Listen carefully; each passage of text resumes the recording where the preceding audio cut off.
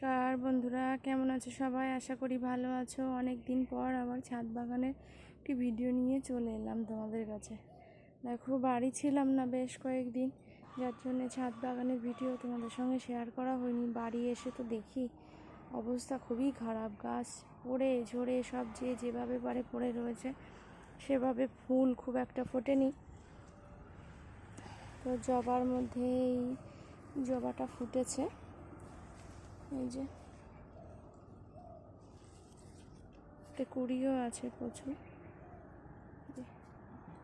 এই যে লক্ষ্মী জবা ফুটেছে, আর এখানে সাদা জবা ফুটেছে।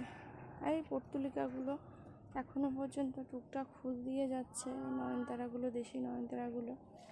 তো এইভাবেই আছে গাছগুলো আমার। এবারে গাছগুলোকে একটু পরিচর্যা করতে হবে, করার পর দেখা যাক গাছগুলো কী অবস্থা ফেরানো যায়। সব কোনো গাছ নষ্ট হয়ে গেছে,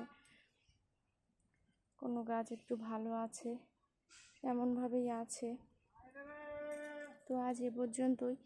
ভালো থেকো সবাই, সুস্থ থেকো। পরবর্তী ভিডিওতে আমি দেখাবো আমার ছাদ বাগানের গাছগুলোর কী অবস্থায় আছে।